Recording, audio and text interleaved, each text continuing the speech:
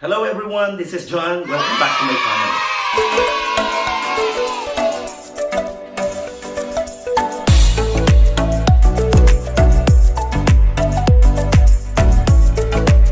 Hello everyone, kasama ko ngayon ang aking Yes! Presidente ng Keme! Hi!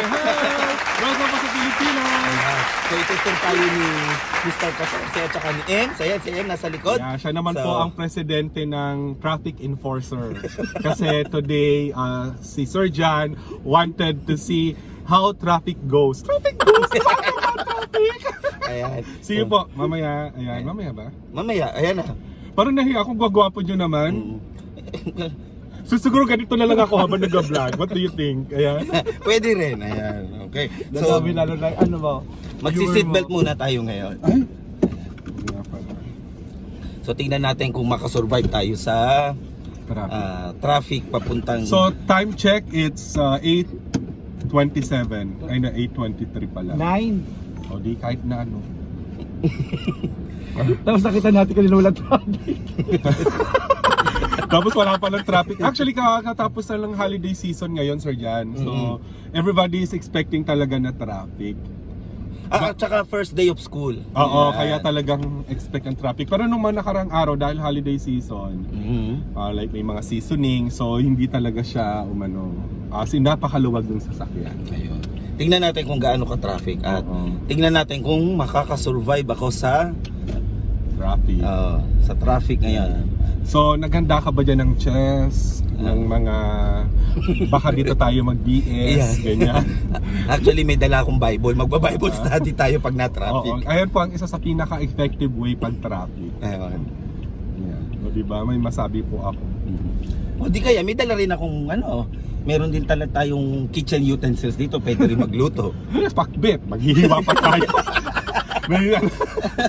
Para ma-enjoy po natin yung traffic. Parang gano'n. Para audience ka ba dyan sa likod? Dapat nagbibigay ka ng suggestion ano man dapat dating pwedeng gawin kapag traffic. ayun. Sige, kayo taga Manila di ba nag-suggest na nga kami? Ano to? Nag-suggest na kami. Ay, dyan ako nagkatrabaho ngayon, sir. Ayan.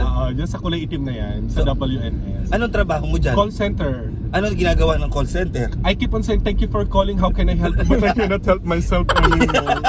That's why umabsent po ako ngayon. Para kay Sir John. Yeah. Thank you. Diyan ako, naririnig mo yung Expedia, yung Hotwire, Travelocity. Yes, doon kami bumibili ng mga tickets. Ayun yung kinikater namin. Kami sa mga cancellation, So, sa booking. kailangan nating mag-stop kasi sa Canada, pagka may dumatawid at nasa gasaan mo, ayun, lagot ka, $600 ang fine. Ay, talaga. Dito Eh, kasi... basta kayo tumawid, sige lang yan. Alam mo ba, kwento ko sa patawid na yan. Sige, kwento mo, ano yun? Kasi I was depressed last time. Depressed? Ano ba? Sir Red, pasensya na. I was depressed. Ngayon sabi ko sa kaibigan ko, gusto ko magpasagasa. Sabi ng kaibigan ko, Jess, maawa ka sa mga sasakyan, magbabayad ka pa, sabi niya ganyan. So mas naawa sila dun sa sasakyan kaysa yung matamaan yung katawan ko. Kasi pagka natamaan yung katawan mo, yung kawawa talaga yung sasakyan, yung yupi yung sasakyan. Yun nga, mas naawa sila doon. But kidding aside, dito po sa Pilipinas, hindi, gusto ko makarinig ng traffic sa Canada muna. Ayun. Walang traffic doon. Kaya tsaka ang daan namin malalaki. Sir, di ba snow doon ngayon? Paano? Kailangan minimum lang yung speed nyo? Normally half ng minimum speed. Let's say ang speed limit is 60. So dapat naka 30 or 40 ka lang. You can go 60 pero napakadulas noon. Parang nilagyan ng lubricant yung mga kalye. Ang dami example, lubricant talaga. Ayan, so welcome po sa traffic. Ito yung pagbabana ng Rosario na to. Rosario Bridge. Yeah. So usually dito talaga sumisikip yung traffic. Ayan, ito na traffic. Sa mga viewers and subscribers ko, si Jessie, ayan, kasamahan ko yan sa work. Hindi nga lang nila alam kung bakit naging kasama nila. Teacher po yan, mukha lang yung janitor. Mukhang snatcher din. Mukhang Joke snatcher. lang. At si M, yung nasa likod, si M, kasama din namin sa church. Kaibigan namin yan, loyalista ko po yan, loyal customer ko po yan. Oo, siyempre. Oo, actually sinishare niya sa akin yung bumibili siya mag-alat. Kasi siya binibilang ko ng pabango. Oo, actually dahil speaking of pabango, wait, nung bumili po ako neto, yung mga tingi-tingi, siya lang naalala ko, walang iba. Kasi before going sa Canada, di ba, parang nagaganito ka, in-export mo. Yes. Tapos nahimatay ka pa sa school dahil sa dami mong ginagawa. Kaka-fold ng bags. Napakasipag niya, sabi ko sa'yo, napakasipag. Nahimatayan, pre. Ay, kwento mo, ano ba nangyari nung hinimatay?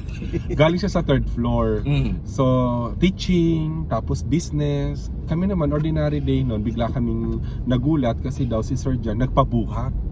Ayun pala, binuhat from 3rd floor na himatay. Siguro wala kang tulog nun, ano? Wala. Oo, kasi meron siyang hinahabol na deadline or yung order. Oo, nag-order lang naman sa kanila yung kadoreng na tindahan sa kanila.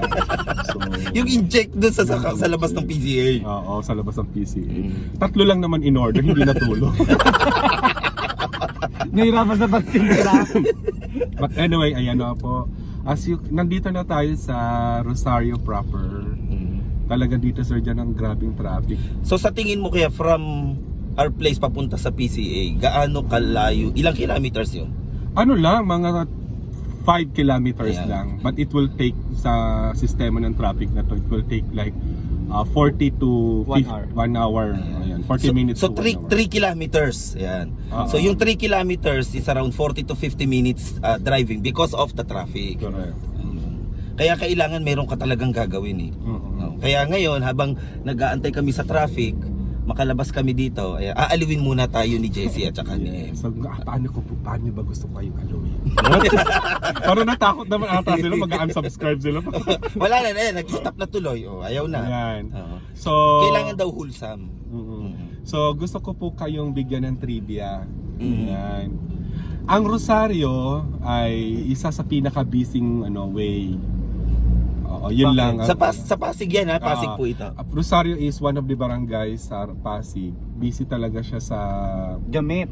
pinakagamit na kalsada kasi trivia ba yun? Yeah. Kasi Jerome. Asan? Sino Jerome? Ay, yung sombrero. Oo nga, ano? O sigawan mo. Sino ba yan, Jerome? Jerome! Mayroon po siyang nakitang kakilala niya kaya sinisigawan. Asan na? Gusto niya lang humbatiin. Jerome! Ayan, sumigaw. Kita ba tayo sa loob? Hindi. Kita. Nakapatay ka. Kita tayo? Oo, baka Hindi mo sinabi sa akin. baka Oo nga. baka batuhin tayo dito. Shit, kailangan mo siya. Sorry po. Delete mo na lang yun. Oh my God, nakita ko siya. Masaya na siya. Kasi may utang kasi sa akin yan. Ayun. Bayaran mo. Yan ang utang mo, bayaran. 500 pa yun. Wala ba interest? Wala. Ano lang, kwento lang. Basta siya nalulungkot lang po talaga. Ayan. Sige, ikwento mo, bakit ka nalulungkot? So ngayon I think naka 1 kilometer na tayo ano. Pero wala pang 1 kilometer pero 8 minutes na tayong nagda-drive. Oh, 8 minutes na, so talagang it takes a lot of patience. Patience? Patience. Patience. May moment of silence. Hindi ko nga alam kung bakit ako naging English teacher. Kasalanan po talaga ng PCA to. Ginawa nila akong Filipino teacher. Kaya ano na nangyari sa English mo? So far, I'm using my English in call center. Wow. Actually, bago ako naging call center agent, nag-practice muna ako being a local call center. Diyan sa Tulay. Yung tagatawag ng kubaw. crossing. Kaya pala call center. So, may manager dyan. Oo. Kung nakikita niyo yung building na itim na yan, natuklasan ako Na na magaling akong mag-call center. ayun. So, from being a barker, I was promoted for being a call center agent. Yay! Yay! Pero I'm happy talaga to see Sir Jan once again. And sa mga friendship niya talagang we are all excited to see him. Bukod sa marami siyang kwela, syempre, ililibre niya kami ng pagkain. Ay guys, I'm so proud nga pala, mamaya madadaanan natin yung isa sa mga establishment na kung saan nilagay yung picture ko. Natatanaw mo na ba?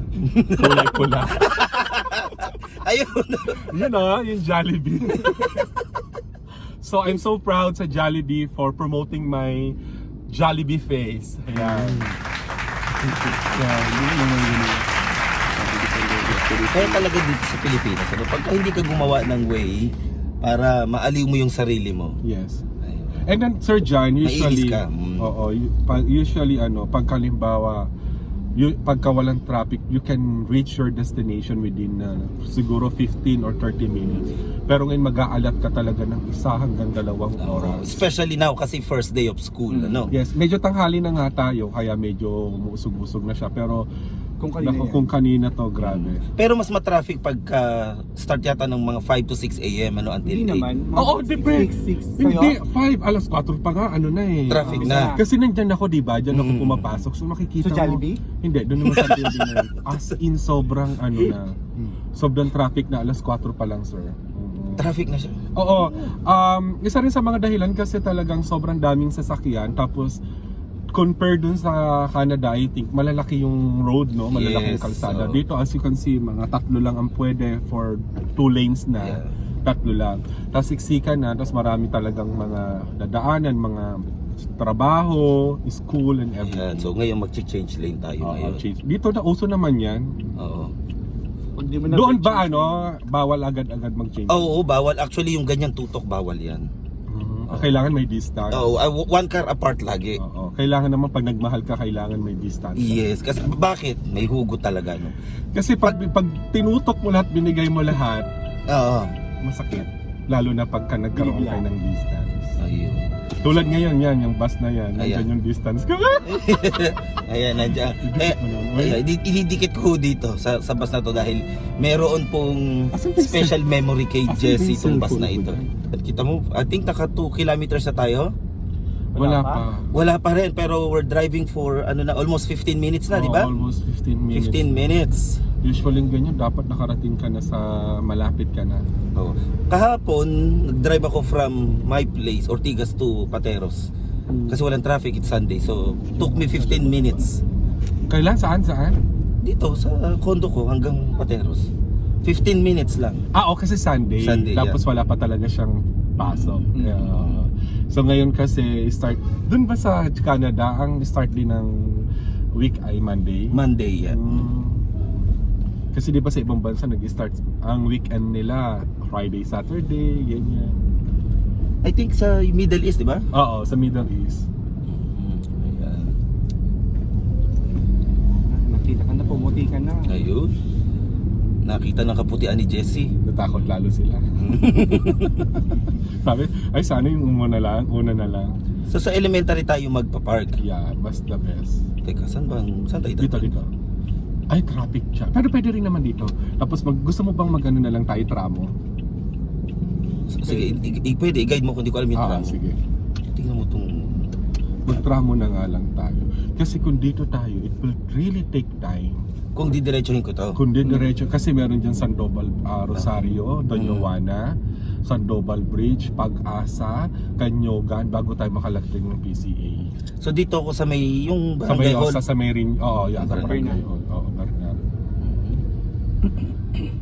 So far actually, ako tatanungin dahil taga rito ako, medyo maluwag-luwag pa to sa Sobrang luwag ngayon. to. Compare sa ibang araw. Yes, medyo okay na to. Tsaka kasi hindi, usually talaga laging ganito masikip. Start na ba talaga ng klase ngayon? Yung iba kasi babalik pa bukas sa Thursday. Maluwag ngayon yun. Maluwag siya. Kasi ngayon. maluwag. Yay, maluwag ngayon siya. So naka 16 minutes na kami but we are ano ba sa English yun? Running. ulit. Ayan. Ay, ang ganda naman dito. Ano meron? Yes na yata. Fiesta? Hindi. Di ba October Nagbabaklasan na. Binabaklas na. Ayan, kaya ayan na. Ayan, winter na. Yan. Hindi, autumn. Autumn. Tama ba, sir? Uy, di ba sa Canada meron kayong 4 seasons? 4, yeah. Tara. So ngayon ay Ano ba ngayon? Winter. Winter na. Napanood ko yung isa mo, yung naglaro kayo ng mga anak mo sa snow. Mm-mm. My God, ang saya nun ano. Pero na-experience ko rin kasi nung nasa China ako, hindi rin masaya pag sobrang lamig, di ba? Pag nasanay na yung katawan mo, Sa bagay. okay na rin. Pero what I like in winter season, you can wear fashionable jacket. Yes. Di ba parang you look so very ganon. Di ko naman English eh. Yun na yun. Basta yung talaga may mga ganun-ganun yung feather. Magastos lang sa damit kasi Correct. meron ka dapat damit talaga for 4 seasons. Kasi yung winter na damit mo, hindi mo na pwedeng suot ng summer. So yung summer mo, hindi mo pwedeng suot ng winter. Ganon din sa spring at saka fall. Kami dito sa Pilipinas, Kung anong suot mo, kung anong suot mo ng isang season, minsan nga buong taon na yan. wala nang labahan. Wala nang labahan. Ayan, so far Sir Jen, maganda yung way ng ating traffic sa ngayon. Yay! Monday. tayo. Ito yung pinaka-safest way to reach your destination na mabilis. At this moment At lang. this moment. Oo. Pero dahil nga sa dami ng volume ng mga sasakyan, etong dinadaanan namin ngayon ay talaga nagta-traffic din siya. So ngayon hindi. Yay!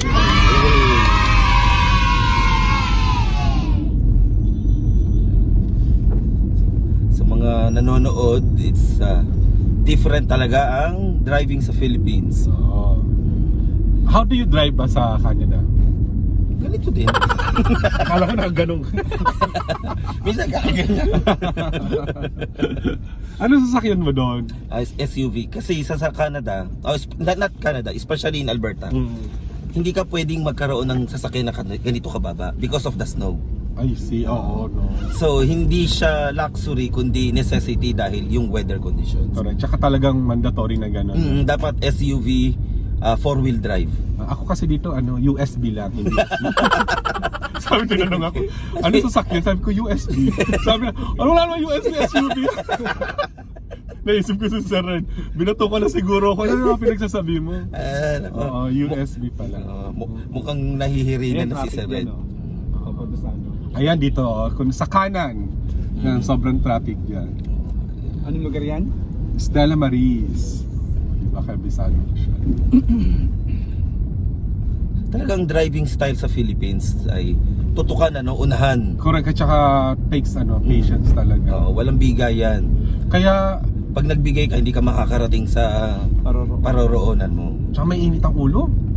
May init ang mga ulo ng mga tao dito pagka nagda-drive. Kasi nga, traffic, tapos nagmamandali. Yan. So kailangan nga daw dito, lagi kang napagpasensya. Parang ang tagal-tagal mong puntahan yung destination mo, no? Dahil sa ayan, naka-ano na tayo. Ilang kilometers na kaya yung ating nalakbay? siguro naka 2 kilometro na tayo. 2 kilometers pero almost 24 minutes na tayo nagde-drive. Almost 20, and actually almost 25 minutes. Na. Oo, papunta na sa 25 minutes. Diba? 2 kilometers, 25 minutes. Paano kung dapat tayo sa proper mismo dumaan talaga? Ay, oo. Abutin tayo ng shop. Siguro ubos ang memory mo. Ganun. Nakakatuwa yung mga estudyante natin dati, mga professional lang. Oo, speaking of Tahuna, kung kayo po'y mamamatay, don't forget po yung Tahuna Funeral Homes kasi Yan. naging estudyante po namin yung anak ng may-ari ng Tahuna. Yan. And aside from that, hindi lang namin siya nasubukan din yung kabutihan ng Tahuna family. Yes. When my grandmother died, ay nagpunta ako sa kanila and then walang double thought, Hesitation. second thought. Pasensya na kayo dun talagang binigyan talaga ako ng napakalaking discount. Thank you sa Tahuna. I don't know if you remember it, pero Si Micah Tahuna, si Ezekiel the Tahuna. counselor ngayon. Ay, Counselor Hi, Ekeng Consi. Tahuna. Yan. Ayun. Hope you're watching this. Kaya pagka namatay ka, bago ka mamatay, dapat hingi ka muna ng discount. Alam Kay mo, Ekeng. may problema ba tayo? Iba na lang pag-usapan mo na lang. Ayun. Pero totoo yan. Ang dami na. Tapos sila, yung mga FA natin ng mga estudyante. Oo, no? Si yung maganda, Si Pearl? Oo, Oo. si Pearl. Mhm. Si Pearl. Oo, si Pearl. Yes, I know. Tsaka si Luisa Monson. Alam ko yun. Oy, si ano yun? Si Inang Bayan, natatandaan ko yun. Oo, basta talaga buwan ng wika siya. Walang ibang pinipiling inang bayan. Kundi maliban kay Miss Alinday siya. Ano? Siya ang nagmana. Oy, si Luisa Munson, mukhang di niyata Munson ang apelido niya. May asawa na ba siya? Asawa na. Hindi ko alam. Wala pa. Dalaga. Hinihintay niya maging Luisa 14. Luisa Munson 14. Ganun. Siya ang nagmana po ng kaharian. Ni Alinday. Ano pangalan? Connie Alinday. Connie Alinday. Ayan. So, baka nandyan pa ba siya sa PCA? Wala na, nag-retire na. Pinalayas na yata eh. Oo, matatanda niya eh. Matanda niya. Hindi, biro lang po Joke yan. Joke lang. Si Wilma, Diyos ko, mamaya, ngihingi na naman yan. Pag pumupunta ako dyan, lagi ako naho-hold up. Kwentuhan mo kami tungkol kay Ate Wilma. Pag ginulat mo yon, ang daming sasabihin na malalaswa. Tapos at the end, 100 ka ba dyan?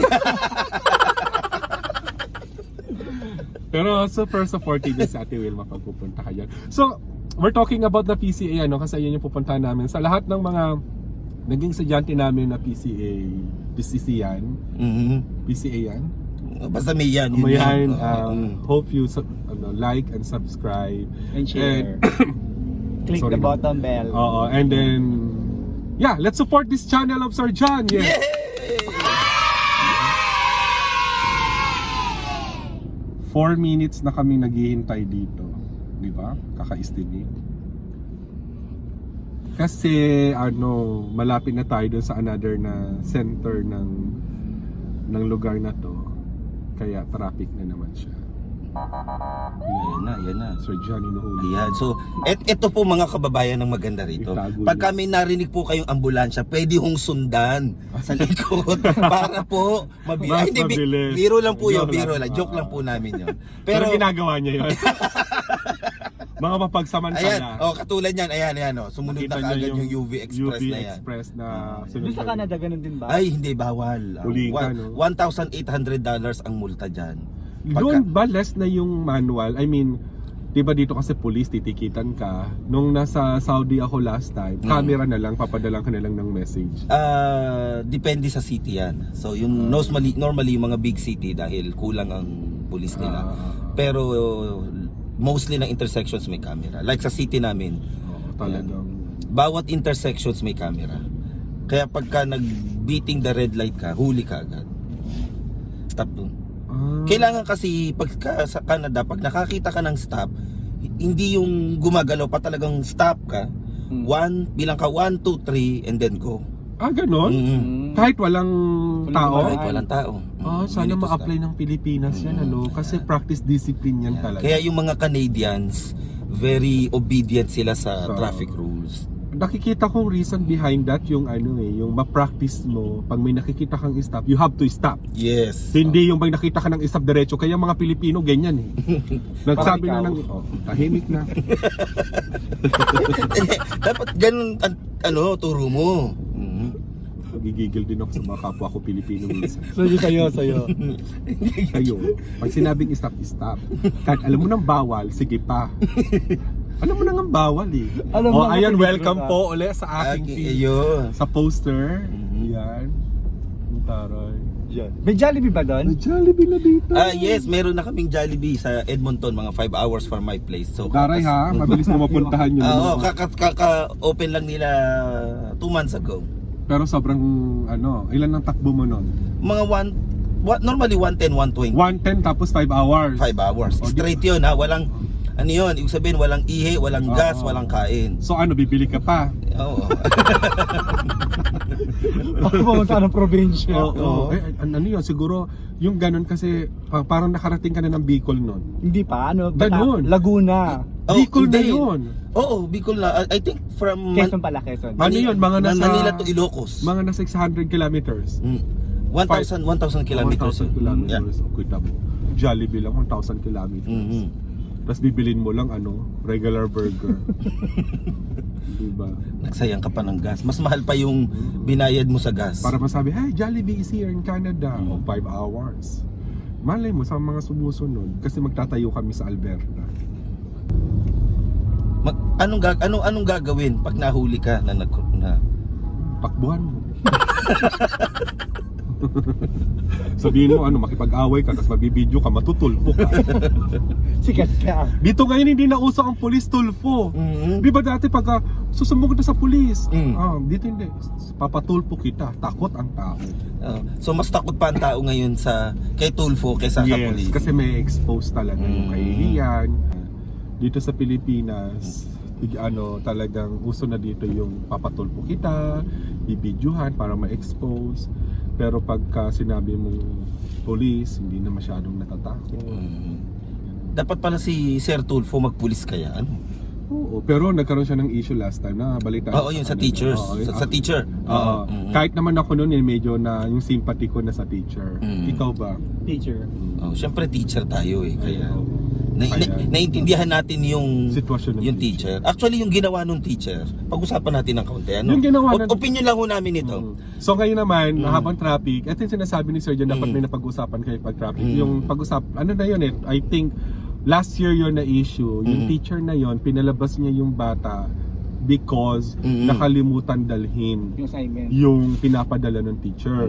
Nakuha na ng camera, nag-urmentado yung lola, pinahiya daw yung kanyang apo. For me, bilang teacher din, nararamdaman ko ako talaga nagpapalabas ako ng mga bata.